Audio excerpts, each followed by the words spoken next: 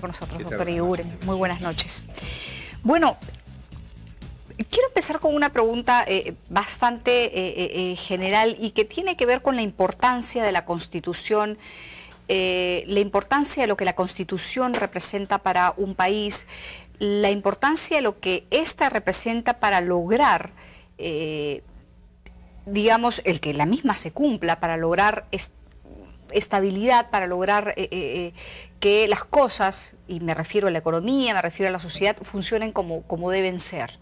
Muy brevemente una reflexión sobre la importancia de la Constitución para luego entrar a otros temas. La Constitución es una norma jurídica y política suprema de un Estado constitucional de derecho y en verdad, para decirlo en sencillo, es un conjunto de reglas y principios que deben ser aprobados o gozar del consenso o por lo menos de una mayoría significativa de la población y que enmarcan no solo un presente sino también un cierto plan de vida que busca limitar el poder del Estado, organizarlo y a la vez reconocer derechos de los ciudadanos. Pero sobre todo son reglas y principios de juego democráticos aceptados por un alto grado de consenso que deben llevar a esa sociedad por un buen rumbo, si se quiere.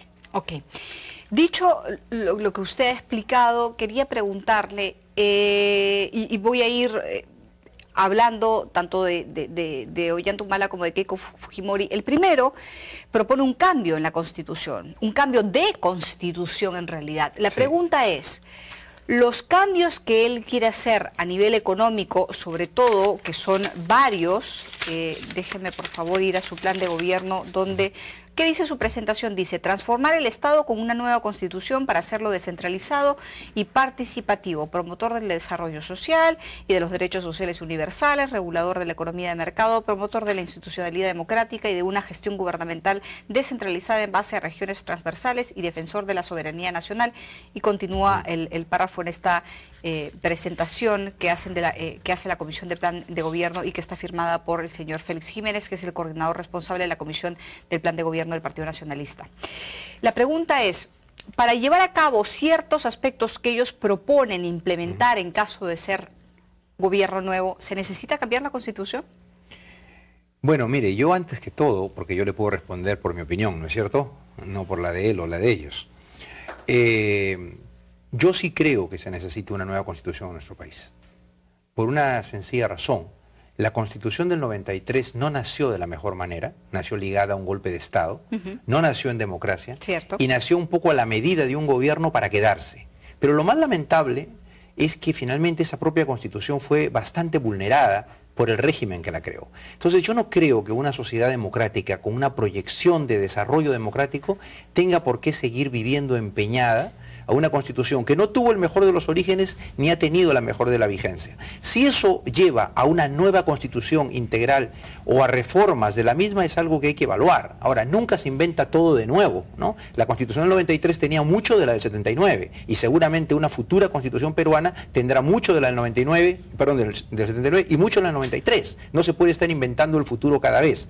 Pero yo creo que hay una razón de salud política democrática para tener una nueva Constitución que sí parta de un respaldo de fuerzas democráticas en un contexto democrático y no en el de una dictadura. Claro, pero una cosa es cambiar la Constitución del 93 e incorporar ciertas mejoras que en consenso sepamos son mejoras que van a ir, van a favorecer a la marcha y al desarrollo del país, ¿no es cierto?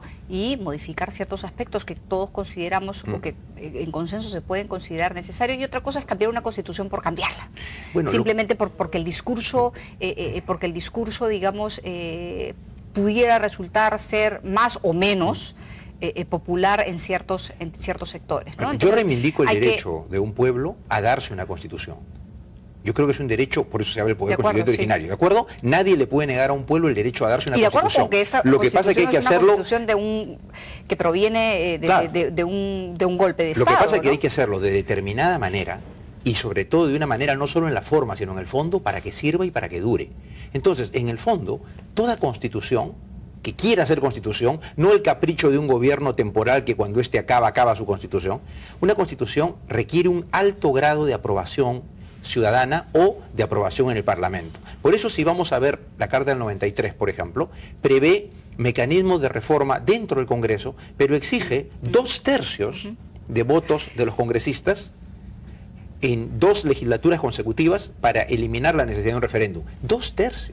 2/3 es bastante. Es decir, una minoría o una mayoría política que no llegue a 2/3 no puede hacer una reforma constitucional. O el otro camino es la mitad más 1 de votos en el Congreso y un referéndum popular, donde la mayoría de la población va a tener que manifestarse favorable a esa reforma. O sea, siempre la idea requiere una mayoría, más allá de lo que quiera fulano de tal. Si no tiene esa mayoría en el Congreso, si no la puede construir en base al diálogo, si no la puede conseguir en la ciudadanía, no hay reforma constitucional, simplemente. Y si la impone a las patadas, tenga la certeza que eso dura tanto como dure el régimen. Apenas se vaya, caerá. A ver, más allá, creo que hay 2 cosas que deberíamos separar bien, y una bien la mencionó usted. Dijo que esta constitución es una constitución sobre la demás, sobre la misma. Además, se ha hablado mucho y se habló mucho tiempo sobre el cambio de la misma, considerando de dónde provenía. Ahora, la pregunta es, más allá de cómo es que esta constitución se llevó a cabo, cómo es que esta constitución terminó estableciéndose, ¿no es cierto? La pregunta es, ¿qué aspectos de la misma hoy son útiles de modificar para considerar dentro de una nueva constitución o de enmiendas a la misma constitución, considerar aspectos, ¿no es cierto?, que sean positivos para el país?